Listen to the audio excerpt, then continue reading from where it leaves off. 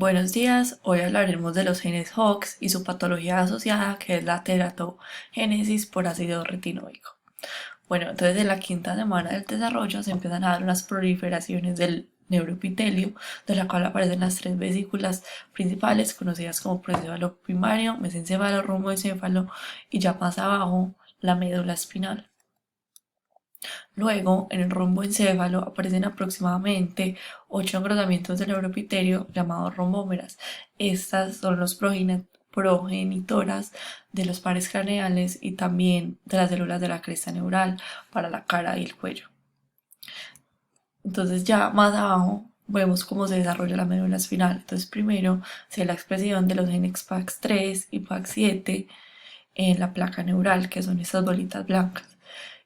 Pero después aparece el gen SSH, también conocido como Sonic Hedgehog, en la notocorda, y el BMP4 y BMP7 que aparecen en el ectodermo no neural, que serían estas bolas negras, y también estas de acá, que su función es básicamente regular la proliferación de PAX3 y PAX7. Esta combinación de genes es lo que finalmente lleva a que se ventralice el tubo neural para formar una placa al piso y una placa basal, que van a ser las progenitoras como de lo que sería más adelante el las anterior, ya que estas tienen neuronas motoras. Entonces, otra parte muy importante son los genes Hox. Es importante resaltar que estos genes Hox se expresan mucho en las zonas de la rombómera, como, y también en sus progenitoras serían los pares craneales y también las células de las crestas neurales de la cara y el cuello. Entonces los genes Hox son denominados genes maestros porque la función de estos, como en general, es la formación de segmentos corporales enteros, y también tienen la capacidad de determinar qué va a ir de manera craneal y qué va a ir de manera caudal. Em, entonces, otra parte muy importante de los genes Hox es que aparecen principalmente en los cromosomas 2, 7, 12, 17, y pues se expresan primero los genes que van al lado del 3' del cromosoma y después los del 5', entonces como de una manera como de arriba hacia abajo. Entonces esta sería la estructura de un gen Hox. En su promotor tiene una secuencia muy importante que se llama la secuencia RARE, y también cuenta con una sección denominada la caja homeótica. Entonces pues esta sería el segmento de ADN, como lo vemos con los extremos 3' y 5'. Entonces pues después este segmento de ARN va a ser transcribido en una secuencia de RNA y luego en una proteína. Es importante resaltar que tanto en el segmento de RNA como en la proteína sigue ese segmento verde, que es como lo que vino de la caja homeótica, sino que ya en estas últimas presentaciones va a ser ya denominada homeodominio. También es importante resaltar que el promotor de la caja RARE se llama así porque pues es activada por el ácido retinoico, lo cual pues cuando entra ácido retinoico y se pega a esa parte del promotor, se activa la transcripción de ese segmento de ADN.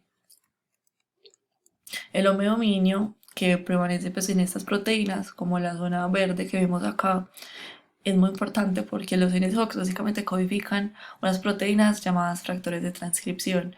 Estos factores de transcripción, con este específico homeodominio, tienen la capacidad de activar muchos genes en muchos cromosomas, lo cual explica cómo los genes Hox pueden transformar todo un segmento corporal, ya que pueden prender todos los genes que van a codificar para este específico segmento corporal.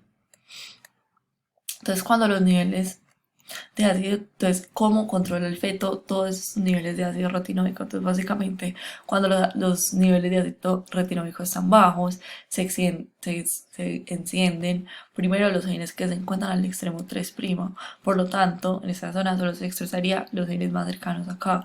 En cambio, cuando hay más ácido retinóico, se expresan los genes que están más hacia el extremo 5'. Y así se silenciarían y se regularía la expresión de genes en el embrión.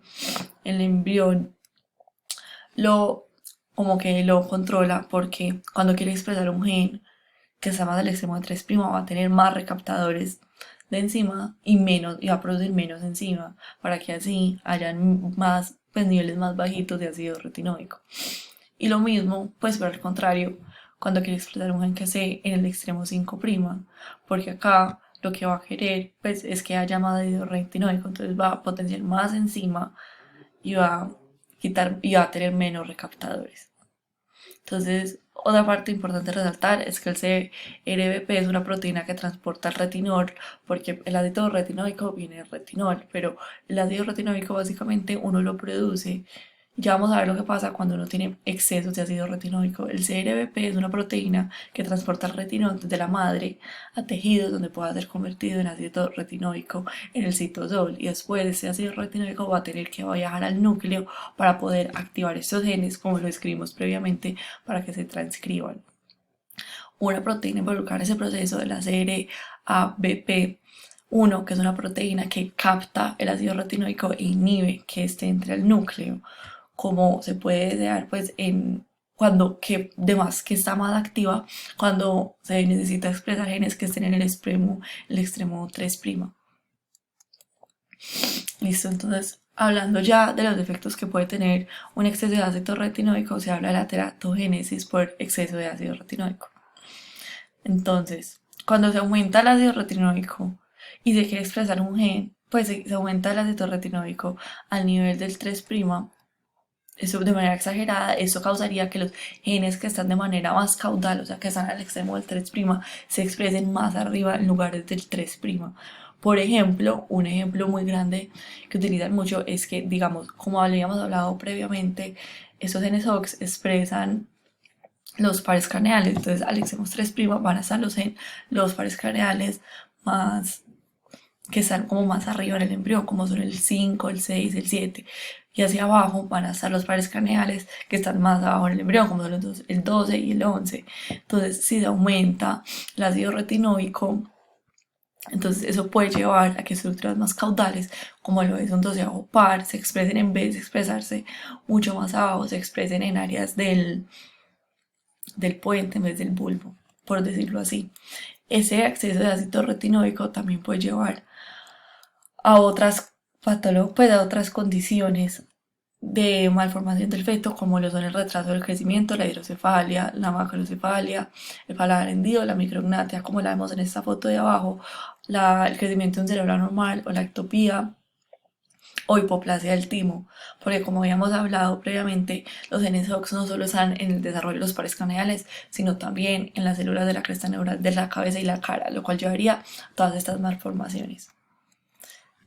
Muchísimas gracias.